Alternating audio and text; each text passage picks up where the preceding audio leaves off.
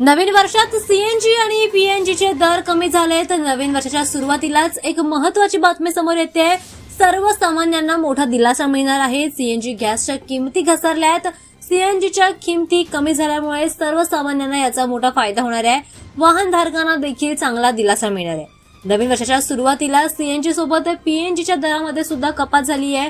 सीएनजीचे दर 2 रुपयांनी घसरले आहेत तर पीएनजीचे दर 0.70 रुपयांनी घसरले। त्यामुळे वाहनधारकांसोबतच गृहिणींना सुद्धा याचा फायदा होणार आहे। देशभरात अनेक ठिकाणी सीएनजीचे दर घसरलेले आहेत। पुण्यात सीएनजीचा दर 1 रुपयांनी स्वस्त झालाय तर पुण्यात हे दर 51.50 रुपये एवढा आहे। काल मध्यरात्री हे दर जाहीर करण्यात आले आणि आजपासून हे नवीन दर लागू झाले आहेत तर सीएनजीच्या किमती सुद्धा कमी झाल्या आहेत। मात्र दुसरीकडे एलपीजी गॅसच्या किमतीमध्ये मोठा बदल झालाय।